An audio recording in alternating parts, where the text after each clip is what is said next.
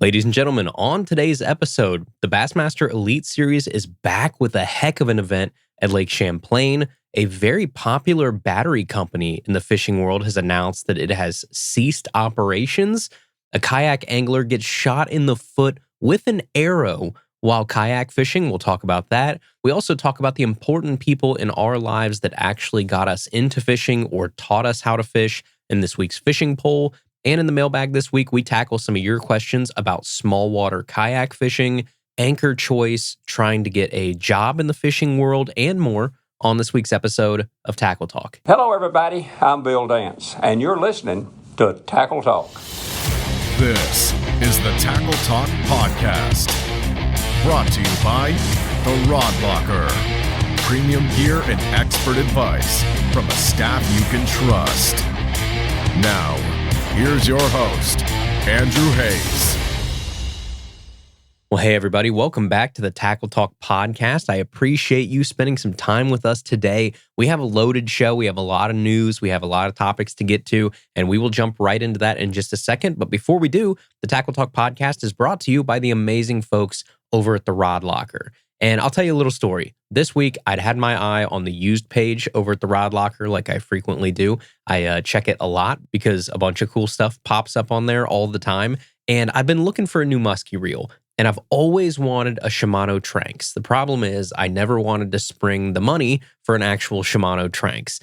It is like the gold standard of musky reels. It's just one of those I have always wanted to add to my lineup and see kind of what the hype is all about. And wouldn't you know, there was a Shimano Tranx 400 with a power handle, 5:8:1 gear ratio, just the perfect reel that I've been looking for a long time over on the Rod Locker's used page. So I got a screaming deal on a what looks like brand new. Like I got it in the mail. The only reason you would know that it's not brand new is because one, it's used, so it didn't have the original box and like paperwork and whatever, but that doesn't matter to me. And two, because it already had like 80-pound braid on it, which was amazing. I don't have to spend money to spool this up. It looks like it's in awesome condition, but the reel itself looks brand new. Like it looks like it was probably used for 5 minutes and then someone decided they didn't like it, and I got a silly deal on it just by watching the page over at the Rod Locker. So I always encourage people, add it to your bookmarks, add it to your favorites, check it often, because so much cool stuff pops up on that used page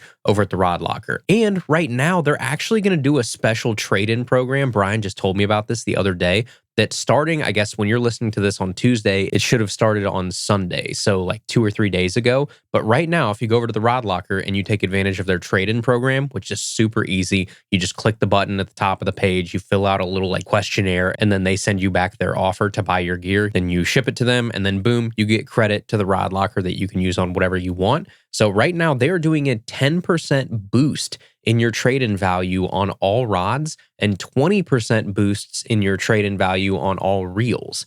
And if you're a platinum member, you get your normal 10% boost plus an additional 5% boost on rods and an additional 15% on reels. So that means if you're a platinum member, you're getting a 15 and 25% boost. If you're not a platinum member, you're still getting a 10 and a 20% boost on rods and reels respectively. So go clean out your garage, clean out your basement, clean out your, rod lockers in your boat, and trade them into the Rod Locker to get credit for the gear that you actually want versus gear that's just sitting around and not being used. That is going on right now. Again, 10 to 15% boosts on rods, depending if you're a platinum member or not, and then 20 to 25% boosts on reels, depending if you are a platinum member or not. Either way, screaming deals. Go take advantage of them over at www.rodlocker.com. And as always, you can use our code TACKLETALKAugust. It's going to save you an extra 5% on your order. Again, that is www.rodlocker.com, code TACKLETALKAugust.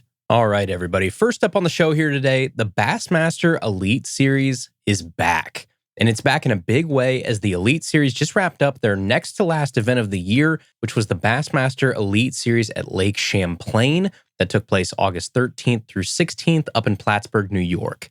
And this was a barn burner of an event. We're talking close weights. It came down to the wire. I mean, I looked at, I think it was Sunday, probably an hour left on Championship Sunday, and I looked on Bass Track, which obviously is unofficial, by the way. Like, it's just the only thing us viewers at home can see in terms of live standings until they do the weigh-in. The top 6 anglers with an hour left were separated by like half a pound. So that is all you can ask for heading into weigh-in on Championship Sunday of a high-level pro tournament. You had dramatics and suspense where quite literally a handful of guys could have hit a buzzer beater bass and flipped this whole thing on its head. So before I spoil it here, I will jump into your top 10 for the Bassmaster Elite Series at Lake Champlain. Then we'll talk a little bit about it. So 10th place went to Carl Jacobson. 9th place went to Lee Livesey. 8th went to Bo Browning. 7th, Corey Johnston. 6th place, Brandon Lester. 5th place, Drew Cook. 4th place, Caleb Summerall. 3rd went to Seth Feider. 2nd, Chris Johnston. And 1st place, Bryan Schmitt. So Bryan Schmitt gets it done again on Lake Champlain. Because if you're not aware, Bryan has won, 4 Bassmaster tournaments in his career, 3 of which have come on Lake Champlain. So he won the 2016 Open on Champlain, he won the 2021 Bassmaster Elite Series on Champlain, and now the 2026 Elite Series event on Champlain. The other win, I believe, was in 2022, which came up in La Crosse, Wisconsin, up there on the Mississippi. But Bryan Schmitt once again takes a big win in Plattsburgh, New York on Lake Champlain. And it's also worth mentioning, this was a no forward-facing sonar tournament, meaning you got to watch a ton of really good old-fashioned bass fishing. You got to watch people flipping, you got to watch topwater, flukes, cranking, bladed jigs. Of course, there were their fair share of urchins still, but a ton of different techniques that you got to watch as the Elite Series guys went up there in New York. And Bryan Schmitt taking home this win also makes a little bit of sense because his last 2 wins, if you want to rewind, 2021 and 2016, the last 2 times Schmitt won here. In 2016, there was no live scope or live sonar. I don't think Panoptics even came out until 2018.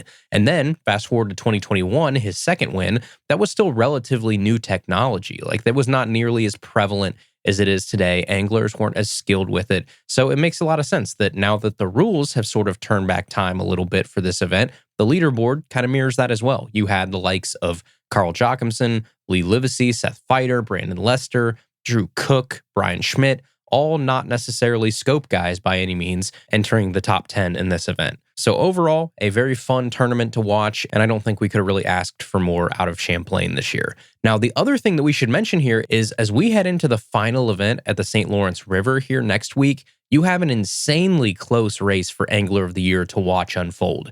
Your top 3 anglers are all separated by 1 point each. So you have Trey McKinney sitting in first place at 635 points. You have Drew Cook in second place at 634 and Corey Johnston at 633.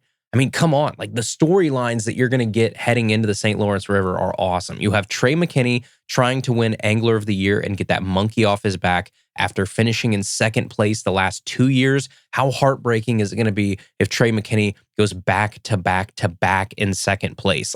You want to talk about a crazy world. If 2 things go differently in the past 2 years, we are having a conversation right now about Trey McKinney being the most dominant angler we've ever seen. If you go back to back to back Angler of the Years 3 in a row to start your Elite Series career, this is a whole different world and a whole different conversation. So that's a whole fun thing to think about. In second place right now, you have Drew Cook, who for the last 2 years hasn't even sniffed the top 10 in Angler of the Year. So a monster comeback season for Drew Cook. And Corey Johnston, who won this event last year at the St. Lawrence River, whose brother won Angler of the Year last year at this event. I mean, what more do you want out of the end of the Elite Series season? So the St. Lawrence River is going to be must-see TV as we close out the big tournament season next week, and I cannot wait to watch it. All right, folks, let's keep it moving here. The next thing we have on the show today, we have a little bit of industry news for you all. Some of you may know this, some of you may not, but what was once a very large lithium battery company in the fishing world, maybe one of the most recognizable brand names in lithium batteries in fishing, a company that we actually used to work with here on the show once upon a time, has quote unquote ceased operations. And that company is Dakota Lithium. So, according to investing.com, they are reporting that Dragonfly Energy Holdings Corporation completed the acquisition of substantially all operating assets associated with the Dakota Lithium brand today for $4 million, according to a press release statement. The purchase price consists of $1 million cash and $3 million in Dragonfly Energy common stock, valued at $2 per share or 1.5 million shares. The equity consideration represents a premium to recent trading levels and is subject to a 12-month contractual lockup. The acquired assets include the Dakota Lithium brand, related intellectual property, product inventory, and battery portfolio, and customer and distribution relationships. Dakota Lithium generated approximately $12 million in net revenue in 2025, below prior years due to working capital limitations and inventory constraints that reduced product availability, according to historical financial information provided to Dragonfly Energy. The acquisition expands Dragonfly Energy's reach across marine, outdoor recreation, power sports, golf carts, and many other battery markets. The company plans to operate Dakota Lithium as a distinct brand alongside one of their other brands, Battleborn Batteries. Dragonfly Energy expects the acquisition to begin contributing revenue in the fourth quarter of 2026.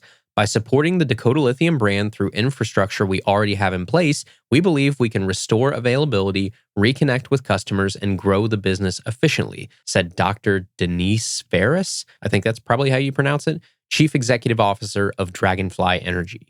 So I won't read the rest of this. There's a ton of other stuff there that you can find all over the internet, but oof.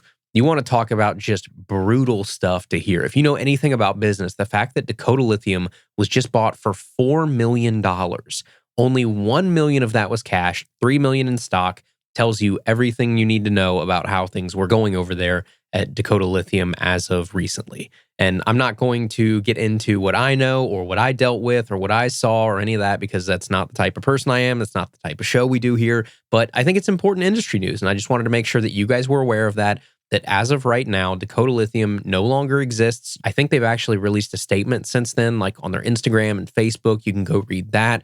But yes, it looks like they ceased operations. Then they were acquired by this Dragonfly brand that looks like they probably own Battleborn. So they already have some fishing connections. I know there's a few pros out there that run Battleborn already. So they probably have a little bit of a know-how on the fishing world, but I'm assuming at like this cheap of an acquisition that it probably makes sense for them just to, swallow up Dakota Lithium and bring whatever they had left into their Dragonfly and Battleborn brands. So for those of you that have Dakota Lithium batteries, I guess probably hold tight in terms of, warranty or anything like that. The good news is it does not sound like Dakota Lithium is just completely poof off the face of the earth.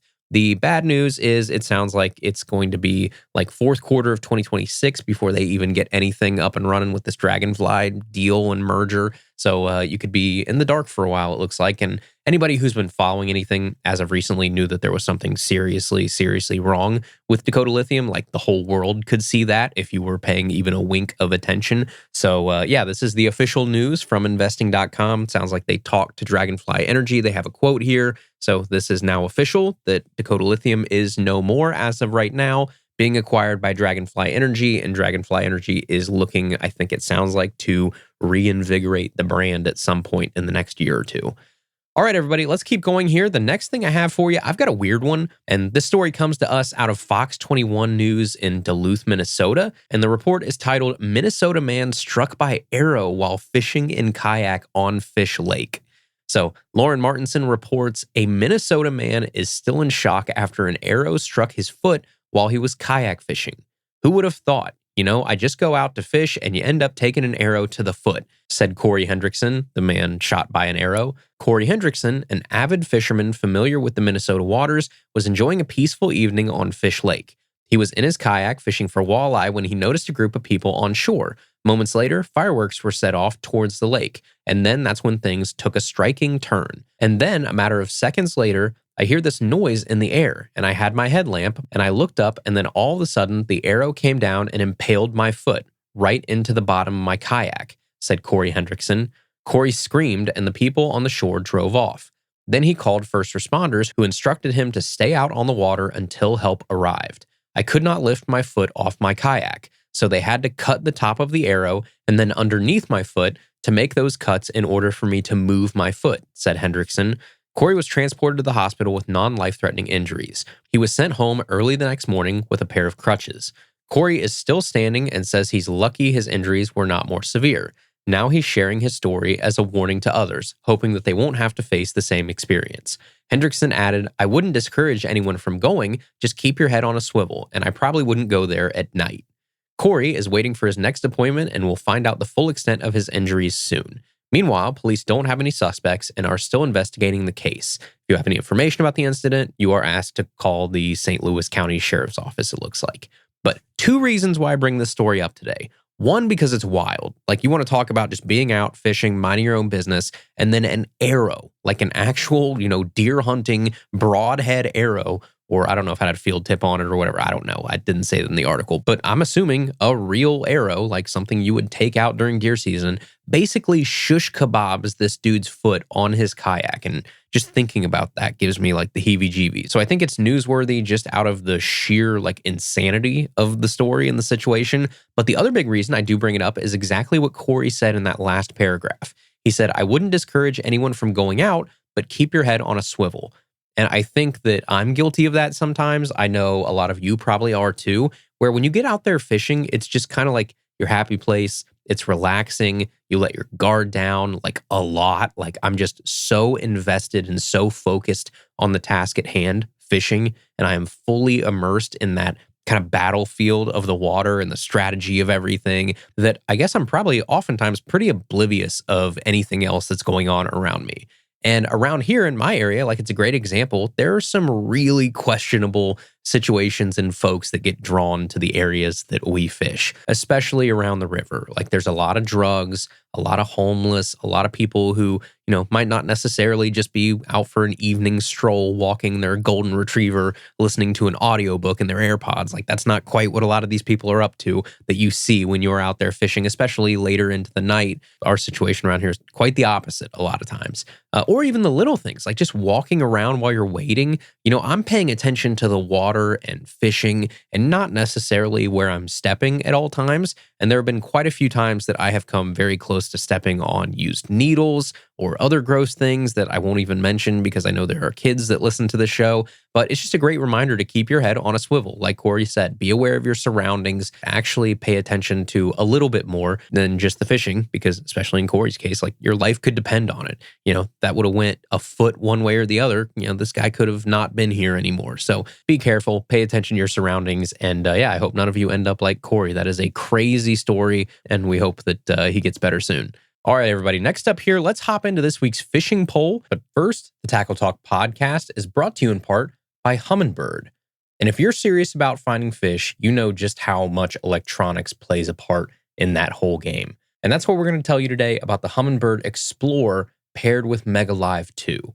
Explorer is an easy-to-use, intuitive interface with a bright HD screen that you can actually see in tough conditions. It has advanced sonar and imaging, plus thousands of Lakemaster and Coastmaster maps included. And then there's Mega Live 2, which gives you a real-time view of what's actually happening beneath the boat with incredible clarity and responsiveness. You actually have the clarity you need to see your lure, to see the fish, to see structure, all in real time, helping you fish with more confidence. Those two systems are actually designed to work together, combining both mapping, advanced sonar, and live imaging all in one seamless setup. So whether you're searching for structure, actually watching your bait underwater, or trying to figure out exactly what's happening below the surface, Explore paired with Mega Live 2 gives you a clearer picture of what's happening in the water. You can learn more at humminbird.com and see why there's more to explore with Mega Live 2.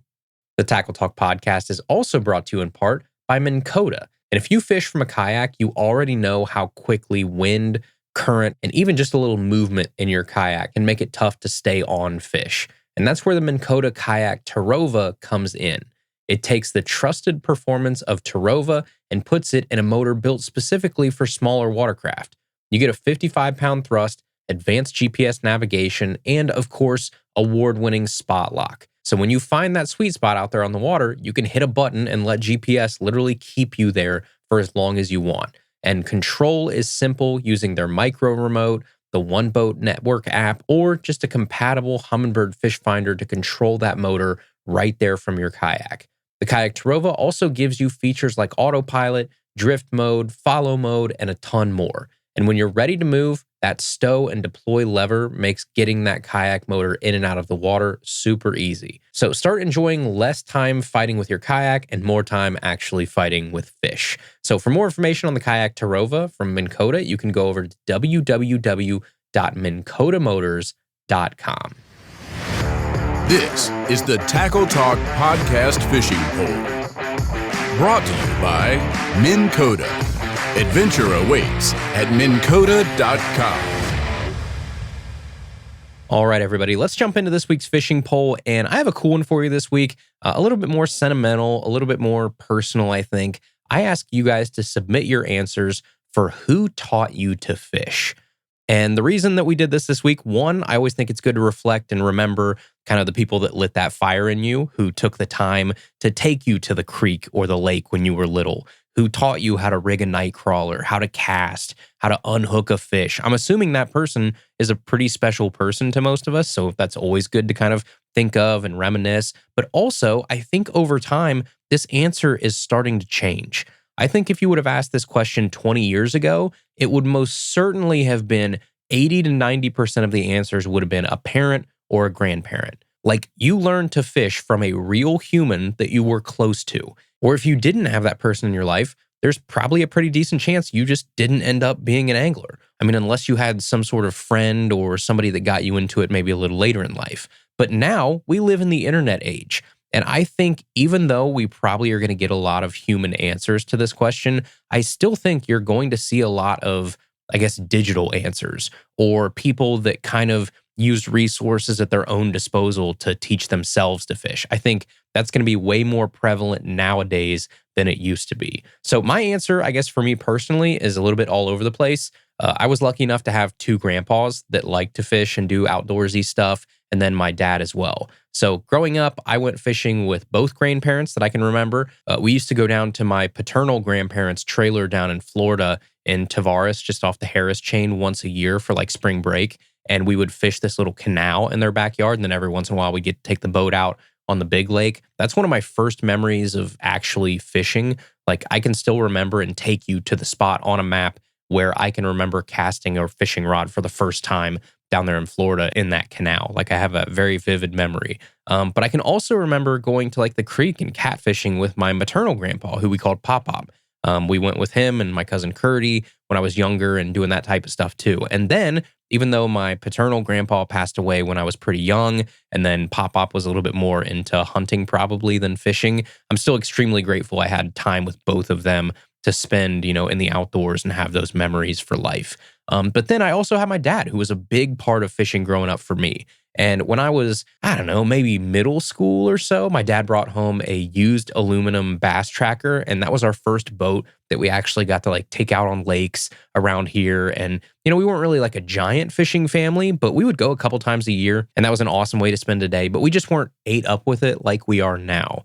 And then growing up, I would like obviously ride my bike to the local ponds and creeks and, fish with my buddies from the neighborhood. A lot of like sneaking into the old reservoir where we were not supposed to be and fishing at night and stuff like that. We were catching bass and saugeye, all kinds of stuff. Like, I'll always remember all of that. That was definitely a big part of my childhood. But I actually didn't become like a full-blown obsessed angler until I was probably fresh out of college. I think that's when it really, really started, and I really fell down the rabbit hole and went from kind of casual to full-blown bass angler and took that deep dive. And at that point, I think I began this journey of a lot of self-taught skills and information. I consumed everything I could find: magazines, articles, websites. I really spent a ton of time on like the old message boards and forums back in the day. A lot of really early fishing YouTube videos even. And that was where I learned a lot of what I know today. That, and obviously spending a ton of time out on the water. But I would say that my answer to this question is kind of a little bit of a hybrid. I would say a lot of the answers we're going to see in the fishing poll today, I had some sort of relationship to, whether it's, my dad, my grandparents, but then also a lot of self-taught stuff and internet that I used as I got older. But let's see where you guys end up. I'm excited for this because I think there will be some good answers in here. So I'm going to open this up. And in this week's fishing poll, as I expected, so you have your top two answers here, I'd say, are no surprise. The number one answer with 32% of the vote was dad or father. So 1 in 3 of you said dad, and that makes sense. I think we all can agree there, but I am kind of surprised that it's only 32%. I would have guessed that it would have been a little bit higher than that. But then our number 2 answer here is grandpa or grandparents at 15%. So if you add those two together, 47% of the vote went to dad or grandparents, most of which were grandpa. And I do think that's important because with all the stuff that goes on today, I do think it's important for kids, especially young boys, to have a good male role model. And fishing is such an easy, good way to bridge that gap and a good activity for them to kind of bond over. It's just like, sports or woodworking or cars or something like that. Fishing is just the perfect way for dudes to bond. And I know that's not an easy thing to do sometimes for us. And fishing has kind of been the catalyst over generations, I think, a lot of times for people, especially dudes, to kind of bond over, and whether that is like a dad or a son or a grandpa and a grandson. I think that's all good stuff to see. Now, our number 3 answer here is where it starts to get interesting, because at 14%, so only 1% below grandparents, was self-taught or myself or no one, some sort of answer like that. Basically, you learned everything on your own. So that was number 3. And then the number 4 answer here at 13%, so just right below that, was YouTube. So that's the one thing that I think if you look back on this and you did the same poll in like 5 years, I think that answer is going to get higher and higher and higher. Like if you had to invest in one of these answers, I guess, I think YouTube or similar outlets are going to continue to be important as we push further and further into this internet age. Because of all of the bad stuff that the internet causes, it's also a great teaching tool and a great way to access so much information so easily. So as we keep going down the list here, the next answer at 8% was uncle. So that was a very popular answer. The number 6 answer here was actually Tackle Talk or this show, which obviously is very humbling. And I did not expect or even think of that when I tossed this question out there. But to think that this show, even in like some small part, could do for someone what my dad or grandpa's did for me is pretty awesome. And I promise that I don't take that for granted. So thank you to everybody that wrote in the show or Tackle Talk. I was kind of blown away by the number of answers there. And then number 7 here was friends.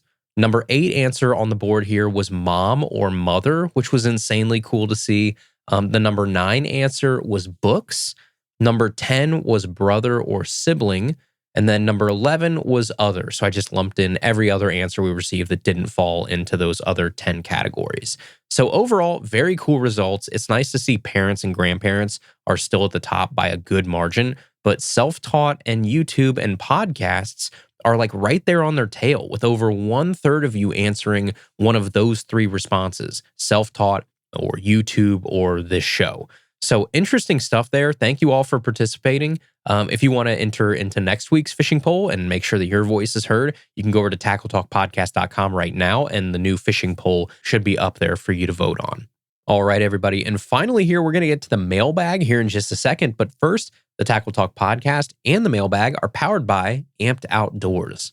And if you're still running like lead acid traditional batteries in your boat or your kayak, we got to get you with the times, and you got to go check out Amped Outdoors.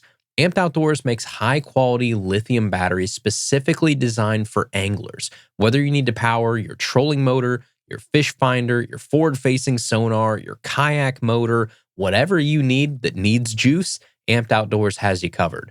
And the biggest difference you're going to notice from lead acid to Amped Outdoors lithium batteries is weight. And weight is so important, especially for us kayak guys and gals out there, because the weight of your kayak determines how fast it's going to go and how much energy it's actually going to pull to make that motor go. You want to make sure that you are limiting the total weight that you have in that kayak to maximize your speed. That's why lithium batteries are so important to me. That and the fact that I'm lugging these all around. I'm actually taking them in and out of my kayak. I'm taking them down, big steep embankments, or putting in these crazy places. You want a battery that doesn't weigh 50 pounds. You want a battery that's super easy to carry. You don't even realize it's in your kayak. That's what you get with lithium batteries. I have not found any better than Amped Outdoors. But the huge thing with Amped Outdoors are the people and the warranty that you're getting behind your battery. Anybody can go online and order some super cheap Chinese battery that you are never going to get a lick of help if anything happens. With Amped Outdoors, you get an industry-leading 10-year warranty with no gimmicks, no BS, a great team right there in Hudson, Wisconsin that is waiting to help you if you ever need their help. They're also there to help you if you have questions or if there's anything that you need. Amped Outdoors, I have not found anybody better to buy my lithium batteries through. So whether you're trying to lose a bunch of weight off of your boat or your kayak, or you're trying to get more power to your electronics, or you're just trying to upgrade from old school lead acid batteries, you can go check out www.ampedoutdoors.com today and see for yourself why more anglers, myself included, are choosing Amped. This is the Tackle Talk Podcast Mailbag, powered by Amped Outdoors, your source for premium, affordable lithium batteries. All right, our first question here is from Henry, who says, "Hi, Andrew. I'm 13 years old, and I really like your podcast. I was wondering if you could recommend a good organization strategy for my small paddle kayak. Also, what is your favorite Ned rig worm color? Thank you for your great podcast and keep up the good work, Henry." Well, hey, Henry. Okay, let's start with your organization on your kayak. So if it is a paddle kayak, this is one of those things, there's nuances to this, because if you were in, a more expensive kayak, well, now you've got compartments, you have places to put things, you're really going to have to streamline this, and you're going to have to probably do what I did when I first started out, which it is not ideal by any means, but I literally used to just take a backpack, or in my case, like my dry bag that I use, and I would pack that efficiently, or as efficiently as I could, to make sure that that was just my all-in-one tackle storage system. So it wasn't perfect, but I would have that dry bag, and I would have like a 3600 or 3700 box inside. Maybe if I could fit 2 in there, that was great. And then I would have a Ziploc bag that I had all of my bags of soft plastics in. And then that used to be contained in that dry bag. And then that dry bag not only became my go-to, just grab it and put it on the kayak, super easy. You don't have to pack anything. It's all ready to go at all times. But then also, if you're in a paddle kayak, there's probably a good chance you're doing some, bank fishing and wading and stuff too. So you can just grab that same dry bag, throw it on your back, and now you can go bank hopping. You can go wade down the river or down the creek or whatever you want to do, or hop in your buddy's boat, and now you're good to go. So I really do miss those days where I used to have just that one bag system. And if you are in a paddle kayak, and a kayak that doesn't have a lot of storage options, and you just have some blank space behind you, rather than building something out that's crazy and super organized, but takes up a lot of space and isn't very user-friendly in terms of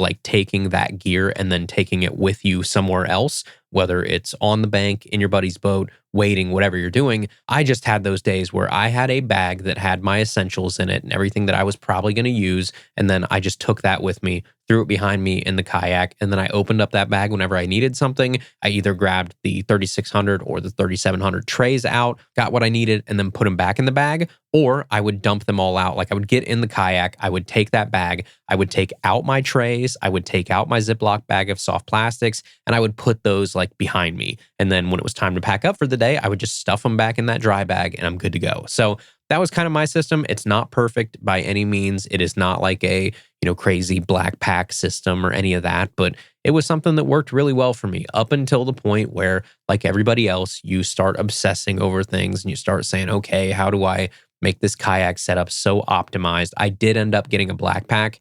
It was some of the best money I have ever spent. I was very, very against them when they first came out. When I first saw them, I thought, there is no way I'm paying that amount of money for essentially a milk crate. I can get a milk crate for free. I can get a milk crate for $5 on Facebook Marketplace. I'm not paying $100+ for a glorified milk crate. And now it's one of the best things I've ever bought. So take that for what it's worth too. If you want to go the complete opposite way and you want to go super hardcore with this, a black pack is an awesome system. Just make sure that you are smart about, all right, if you want to take 5 3600 boxes, well, make sure that the dimensions of your black pack or of the crate that you're buying can handle those, because a lot of those, kayak crate systems have multiple sizes. So just make sure you find the right size for you and for your kayak. Measure, measure, measure. That would be my recommendation on that. But yeah, if you're just trying to keep it simple, a dry bag, a couple trays, and a Ziploc bag that you can put your bags of soft plastics in worked pretty well for me for a long time. And then my favorite color Ned rig worm. I think it's gotta be, Z-Man has a color called Green Pumpkin Goby. And I've talked about it before. It is just the perfect mix of I can use it in clear water. I can use it in dirty water. It's dark, but it's also natural looking. It's got a little bit of flash with like some purple and gold flake in it. I don't know why they call it green pumpkin goby. It does not look like green pumpkin at all. It's more of like almost a dark purple, like that sort of look to it. Look it up, green pumpkin goby on Z-Man's website or anywhere that sells Z-Man baits. That's probably my favorite Ned rig color. Close second would probably just be black. Regular old black. Give me a dark Ned rig for any situation. It will work just fine. All right, the next question here is from William, who says, "Hello, Mr. Bean. I have some questions about spinning rods. First off, a while back, you did an episode where you talked about finding the best casting rod for under $100. Do you have any plans to do the same thing with spinning rods? Do you think your recommendations for the casting rod episode would apply to the spinning rods as well if they have a version of that rod? And lastly, do you have a favorite spinning rod in the $100, $200, and $300 price points? Thanks for everything you do, William." Well, hey, William, I appreciate it. First off, I hope that you're calling me Mr. Bean because I say give him the beans a lot and not because I look like Mr. Bean. I don't think I look like Mr. Bean. I've never seen those movies. I've just seen the pictures of him and memes and stuff. But someone on Spotify in the comments, like last week or 2 weeks ago, did say that I sound like the rat from Ratatouille, and they can't get it out of their mind. And I haven't been able to shake that comment ever since. Again, I don't watch movies like ever, so I've never seen Ratatouille, but the fact that someone is listening to the show and all they can think of is a cartoon mouse when they hear my voice has stuck with me for probably the better part of a week or two now. So yeah, Mr. Bean, I will wear the title Mr. Bean as long as you're talking about giving the beans, which by the way, shout out Cole Sands. Cole Sands on the Bassmaster Elite Series. I posted it on my Instagram. He said that he was giving him the beans this week on Bass Live. So we had an official give him the beans mention on Bass Live. Pretty funny there. I don't know if that's something he grew up saying too, or if the vocabulary and, tentacles of the show have reached into some of those guys' brains as well. But yeah, give him the beans on Bass Live was pretty funny to hear. Okay, so let's get to your actual question. I'm sorry, William, I definitely sidetracked there. Yes, we did an episode, I don't know, this is probably about a year ago now, about the best casting rod under $100. That was a super fun episode because we got really nerdy with it, comparing actions like actually on a graph and doing a lot of data type stuff. That was fun. Yes, I think that those results probably will go the same way for the spinning rods as they would for the casting rods. Usually, there's not a ton of difference in like the quality or my opinions on a spinning versus casting rod in that same family. A lot of times they're, obviously built very similar blanks, similar everything. The only times that I might like have a negative opinion on a spinning rod, but I liked the casting rod or vice versa, might just be little things like the choice of the grip or, how the ergonomics of that grip actually fit in your hand, the placement of it up or down the blank, little stuff like that, I guess, can make a difference. But overall, I think that my findings from that episode probably apply pretty well to the spinning rods as well. Around that $100 price point, I think our top two from that episode were the Daiwa Tatula XT and the Fenwick Eagle. Both of those I would recommend, the Fenwick Eagle and the Daiwa Tatula XT in that $100-ish range. I have bought a Tatula XT spinning rod since then, so that should tell you something. I think that's an awesome rod in that $100-ish price point. If you want to go $200 and $300-ish price points, I would say the Dobyns Kaden for sure is going to be one of my tops in the $200 range. And then in the $300 range, I think you're going to be a little bit over that now, obviously, but the Shimano X Pride has to be in that conversation. You're going to be a little bit above $300. I think it's $330 now or $329. But, go to a certain website, use a certain code, Tackle Talk August, maybe, something like that. And you can probably get it pretty darn close to $300. So yeah, there you go. Those would probably be my three that come right to the top of my head in those three different price points for spinning rods. All right, the next question here is from David, who says, "Hey, Andrew, my name is David, and I'm 19 years old, fishing out of Washington State. A couple questions for you, if that's okay, because I'm a newer listener to the podcast and to fishing in general. I'm a self-taught, hopeful bass fisherman, and I just got my first rod and reel. I got a Dobyns medium-heavy 7.3 fast rod and a Shimano SLX 150 reel. I'm wondering why people buy so many different reels and rods for different bait types and why they do that. I know obviously different actions and strengths play into it, but does it really make that big of a difference? Secondly, and random, would you ever think of doing a video show? I think it would help me a lot sometimes because I have no clue what you're talking about. I'm loving the podcast so far and really enjoying you as a person. Well, thank you. I appreciate that. Keep up the great work, from David. Well, David, thank you for the kind question. I appreciate it.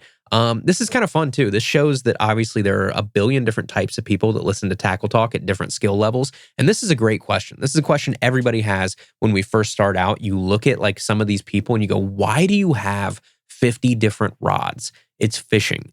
I've been fishing my whole life, and up to this point, I've had 2 ugly sticks, right? Why do these people have 500 different combos? It's like anything else where when you start doing something more, you start learning the nuances of that thing. So this goes back to like a topic I've talked about before when people talk about buying high-end gear.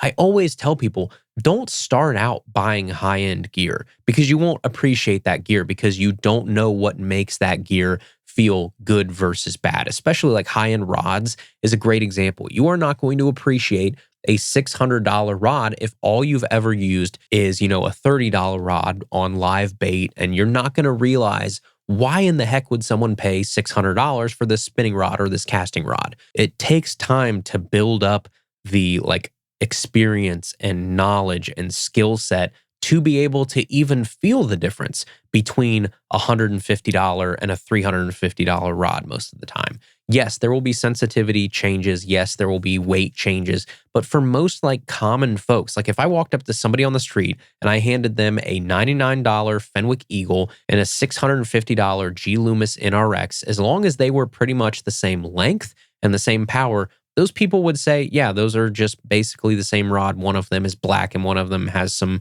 little blue accents on it. No, those are very, very different rods, but the nuances of those rods are lost on a lot of people. So it's just one of those things that takes time. Right now, if you're just getting into it, you said you're 19 years old and you're just really getting into fishing, then you're doing the right thing, right? You get one rod and reel, you learn how to do the basics, the mechanics, you get confidence in fishing. You did the right thing. You got a 7.3 medium heavy fast. You got an SLX 150. That sucker can do almost anything. You can do probably 80% of bass fishing with that rod. And when I say can, actually, you probably can do 100% of bass fishing with that rod. It's just not going to be the best choice for a couple things, but you can throw just about anything on that combo. But as you start fishing more and more and you start throwing a jerk bait and you throw a jerk bait on that rod, you got a 7.3 medium heavy fast. That's not the optimal rod for a jerk bait, but you could throw a jerk bait on that rod. You can catch fish on a jerk bait on that rod, obviously. But once you put in a couple months with that rod and you start throwing a jerk bait more and more and you catch a couple fish on jerk bait, then when someone hands you a 6.6 moderate fast rod with a little bit lighter reel on it and some lighter fluoro or something, and you go throw that same jerk bait on that setup, you're going to realize, oh, this feels different. When I'm working that jerk bait, well, now it feels more comfortable in my hand because my rod is a little bit smaller. It's a little bit lighter. It's not as stiff because it is a moderate fast. It loads up really well. When you actually hook a fish, you're going to notice the difference between hooking that fish on a 7.3 medium heavy fast and a 6.8 or a 6.10 medium moderate fast. Can you feel that difference today? I don't know. But the more time you put in with your gear, the more you'll be able to notice that difference in the future. That's the only way I know how to explain it. I know it sounds silly, but it is one of those things that as you dive deeper and deeper into this hobby, I guarantee you will have more than one rod and reel combo down the road, and you will do what we all do, which is you start adding combos for certain things. It just takes a while to be able to appreciate why those combos feel the way they do for certain techniques. Secondly, you asked about doing a video show. I've talked about this a little bit before. I'm one of those people that believes in doing something, one thing, and just trying to be the best at that thing that you can be, versus spreading yourself so thin and then being mediocre at a lot of things. I would much rather say, you know what I think I'm decent at? I think I'm decent at producing a show every week, having content to fill 40 to 60 minutes with no dead time, no fluff, no filler of actual good content. I think I can do that in an audio format. I'm not good at video editing. I think that if you watched me on video do what I do for the show, it would be extremely boring because I can tell you what I'm doing right now, which is sitting at my desk in my spare bedroom, just staring at GarageBand that has a little ticker on it that tells me that I'm, X number of minutes into this recording. Like that's all I'm doing right now. So it's not very fun to watch.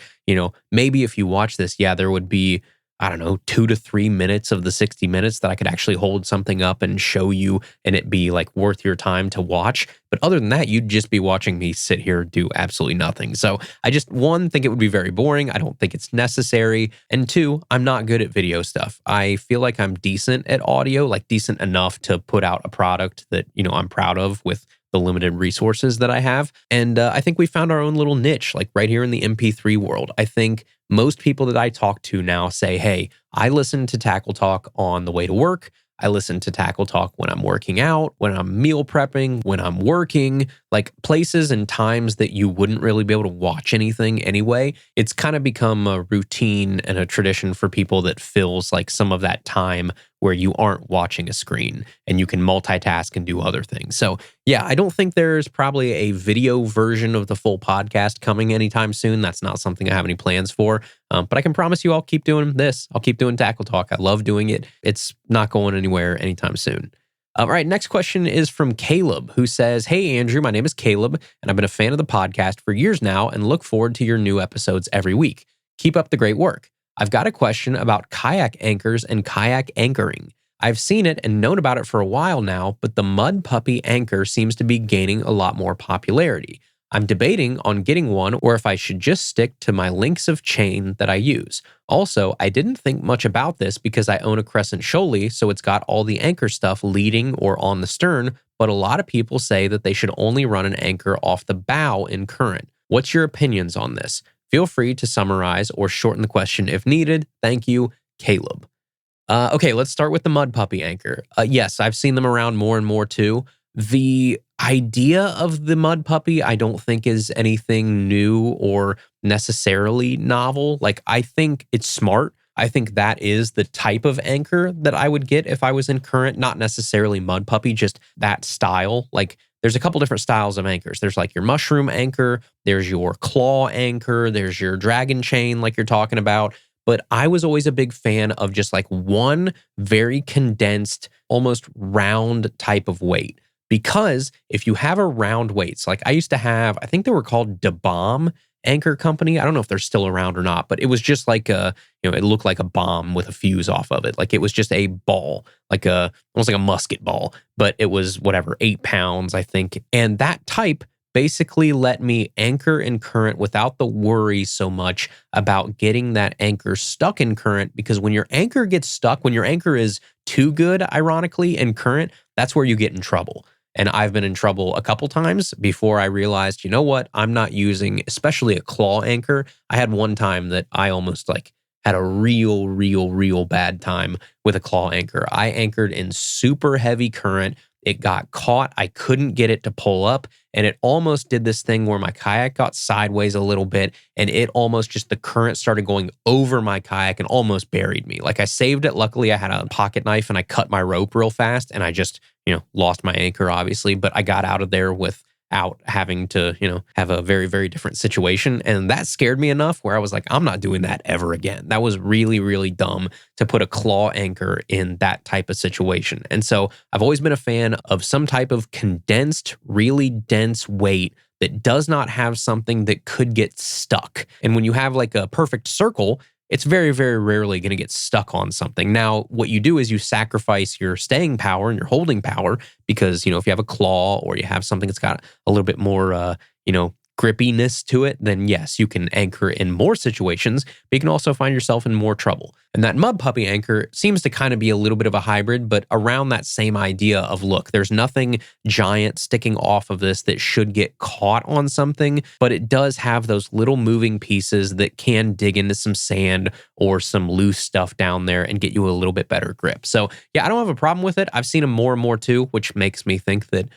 maybe Mud Puppy started working with people or sending some out, because I've seen some influencer type people with Mud Puppies as of recently. So if that's the case, then good on Mud Puppy, because they're starting to show up more and more in the wild and people are asking questions like this about them. So good on them. The other question you had is about anchoring from the stern or the bow. Always, always, always anchor from the bow when you are in heavy current. Always. I will take that to the grave. If you are fishing rivers, if you are fishing fast creeks, if you're fishing anywhere that has current, you should be anchoring from the front of your kayak. Because when you anchor and now you have this like solid point that's down in the water that's holding you there, you want your kayak to be facing the current. You don't want the current to be hitting your back. You want the current to be hitting the front of your kayak. That way your kayak is still cutting through the current just like a kayak is normally made to. It's not made to take that super heavy current while you are being held stationary by something pulling down on your back end. You don't want that. So no, always, always, always, I would anchor from the front of my kayak. And the other reason is because that's the way that you want to fish. So I want to be throwing up current, working my bait down current. I don't want to be anchored with the current hitting my back and me looking downstream. That's terrible. So I want the opposite way. Always, always, always anchor from the front of your kayak if you are in current. All right, and the last question here is from Landon, who says, "Hey, Andrew, I love the podcast, and I'm usually listening to it while I'm at work, and it helps make my day more enjoyable. I was wondering if you knew of any way to get into one of the career paths or jobs working for one of these fishing companies or one like them. I don't mean to go on a spill, and although I love my job, I love to fish more. As I've gotten a little older, I've realized being a pro angler is not in my cards, but I had no idea about all the other ways to still be a part of the bass fishing world until I listened to the Big Four series you did. I wanted to reach out and see if you knew of any way that a young man from northern Mississippi could be a part of one of these fishing companies or something like it. Again, I love the podcast, and I also want to encourage you to keep up the great work." Well, Landon, thank you. Yeah, I think you are probably not alone in that thought. A lot of people look at the fishing world and they think, oh, that would be super, super fun to work in. And you're probably right. Ironically, I can't really say much about working in the fishing world because I don't, at least not for my day job. Like I work for myself to do this show, but I don't work for a fishing company. The one thing I will say, and I will say this as someone that did this with my actual job. So I love sports. I'm a sports nut. I love baseball. I love football. I love basketball. I love watching sports. And when I was younger, I said, oh, I want to work in sports. And so I went to college, got a sport management degree. I did a bunch of internships. I work in sports to this day currently. My day job is in the front office of a minor league baseball team. So I work in sports. The one thing I will say, and I say this as being as completely honest as I can be, working in the industry that you love as a hobby is not always something I would recommend, because when it becomes your job, the appeal of that thing starts to get lost a little bit. At least it did for me. Like when I'm spending every waking minute at a baseball stadium, the last thing I want to do is go to a baseball game. Like all my days off, I used to love going to like Reds games or watching games. The last thing I want to do when I'm not at work is watch or go to a baseball game because I am just baseballed out. I associate it now with work and with my career and with all of the stress that I have every day and all of that. So the honeymoon phase of, sports and especially baseball is kind of gone for me. And I don't know if I would wish that on everybody. I can't imagine doing that to myself with fishing. I can't imagine making myself feel very, very differently about fishing because I wanted it to be my job. And then all of a sudden you're like, oh, now fishing is work and it's not nearly as fun or nearly as cool anymore. So that's one side of this. But the other side, like you said, is there are plenty of opportunities in fishing if you want to get into the industry. I'll tell you the same thing that I tell people when they ask about sports. Honestly, the number one way you're going to get into any industry is sales. And I know that no one wants to hear that. I know nobody wants to be a salesperson. Nobody wants to cold call or do all that stuff. But that is the number one way to get into any industry. Sports, fishing, anything is entry-level sales. So I would look at opportunities at, companies to be on their sales staff, distributors to be on their sales staff, local stores to be on their sales staff. Like that is where you're going to find the majority of your entry-level spots is going to be in some sort of sales. And it's a great way to get your foot in the door. And then you don't have to do sales for the next, 50 years, but you get your foot in the door and you work for these companies and you show them that you're good at stuff other than sales and you kind of move around. So I know that's not like the, awesome answer. No, I don't know of any, opportunities where you get to go around and test baits and stuff all day long. But if you want to work in the industry, and fishing is an actual business, it's not just, a hobby with a bunch of butterflies and rainbows around. It is a real business and a real industry, just like anything else. There's going to be a lot of jobs that are not as fun as you think they're going to be. It's going to be a lot of desk work. It's going to be a lot of sales, a lot of calling, a lot of meetings, a lot of traveling, a lot of all that kind of stuff. The same thing that comes with any job. So I just say that to temper your expectations a little bit. There are definitely some ways you can get into it. The number one thing is just network. Talk to people. Don't immediately ask them for something. Just make connections. Introduce yourself. Have a good resume, have a good cover letter, send it around. Just make sure that you're making acquaintances, because everybody in this fishing world is so connected, and people move companies and move jobs all the time. And you never know who might end up where and when they might be hiring. So just make sure that you are polite, nice, and I would just say introduce yourself to as many people as possible. All right, everybody, that is our episode today. Thank you guys so much for tuning in. Next week, we have a good old-fashioned gear review for you on a reel that has not been out for too long, but has made quite a big splash and, maybe pleasantly surprised some people in some ways. So we will talk about that next week. In the meantime, if you have any questions, shoot me an email, tackletalkpodcast@gmail.com. You can find us on the web, tackletalkpodcast@gmail.com. You can vote in next week's fishing poll over there. You can submit a mailbag question for your chance to be heard on an upcoming episode. You can find us on Instagram, Facebook, all that good stuff at Tackle Talk Podcast. And I'll see you guys right back here next Tuesday for another brand new episode of Tackle Talk. Thank you for listening to the Tackle Talk Podcast. Tackle Talk is produced by Andrew Hayes. Copyright 2019. For more, please subscribe on Apple Podcasts, Spotify, or wherever you listen to podcasts.